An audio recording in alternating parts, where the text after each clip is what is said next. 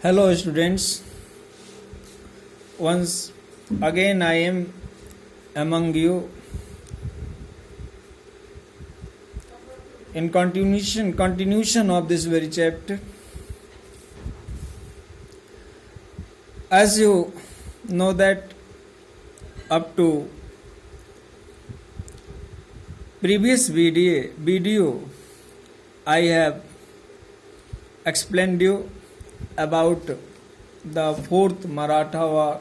The fourth Maratha war. I told you a lot of terms and conditions which were fixed between English and Maratha under the Scindia. After that, we will study about the annexation of Sindh 1843 Sindh का अधिग्रहण 1843.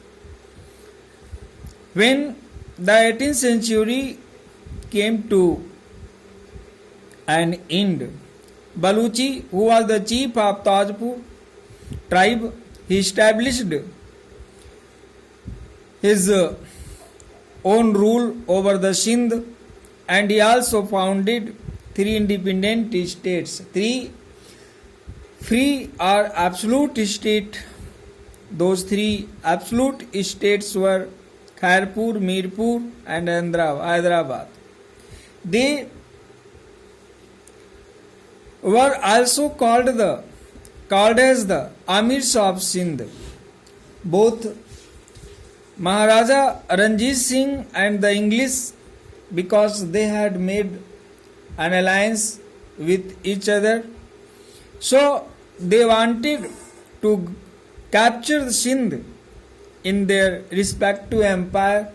They wanted to mix the state of Sindh among their other empires. When although Ranjit Singh wanted to obtain the free passage to the sea, but the British wanted to extend their influence to Afghanistan through Sindh. In this way, student, in 1809, when Lord Minto was the Governor General of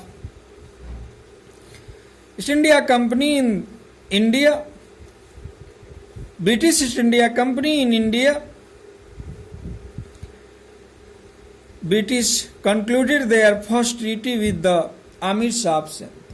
They made their first treaty with the Amirs of Sindh, and conclusion of this very treaty, they promised not to allow the French pass through their country.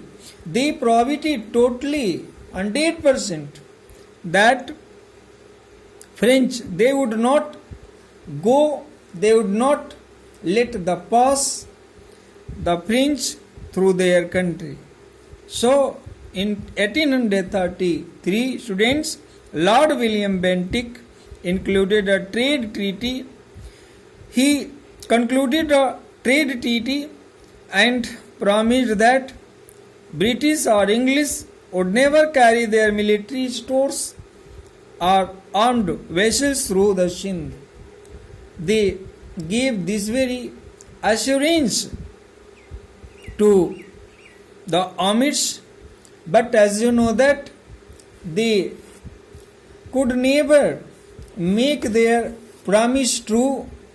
Whatever promise the British made in India with the Indian kings, all were false. All their promises, all their treaty was only for their own benefit.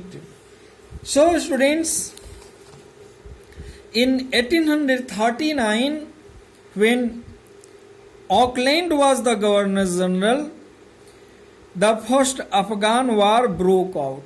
At that time, it means to say that in 1839, the first Afghan war was fought when Auckland was the Governor General. of the East India Company in India.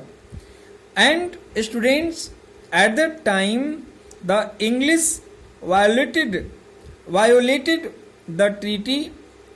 The British did not accept the treaty and took their armed forces across Sindh to Afghanistan. But there was one reason. But the Amirs kept quiet. Amirs of Sindh did not interfere. They did not say a single word, and notwithstanding their own conduct, Lord Ellen Borog accused the Amirs of plotting against the English. He blamed Lord Ellen Borog blamed the Amirs that they were plotting against the English. They were trying to make a rebel against the English or British. This was their blame. And in real, students, the English wanted to annex Sindh. This was their policy. And as their only rival, Ranjit Singh was not now dead. Only Ranjit Singh could check them with their attack. Now he was dead. So this was a golden chance for the British to annex Sindh. Sir Charles Napier was sent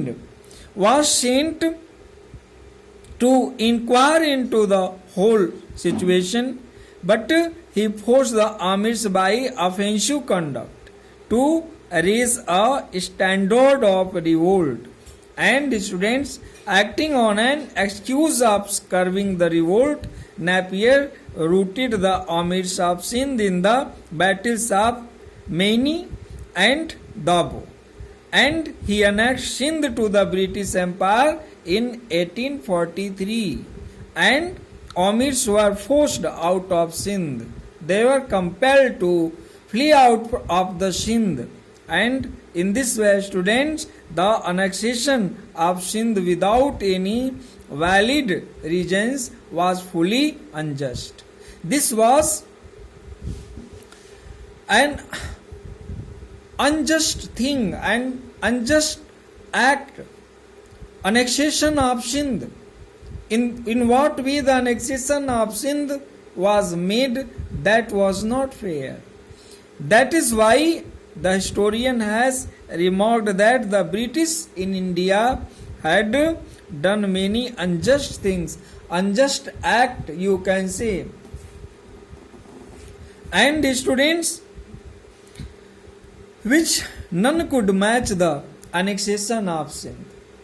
In this way, annexation of Sindh was totally the wrong thing, wrong act of the British. In what way? They made the annexation of Sindh by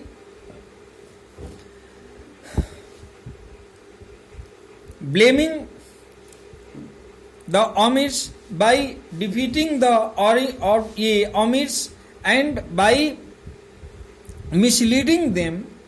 They made the annexation of Sindh that was totally unfair act, which can never be forgotten by Amirs of Sindh.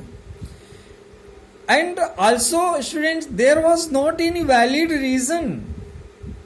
There was not any valid reason by which it could be understood that the annexation of Sindh was fair. That was made by wrongdoings, by wrong policy, you can say.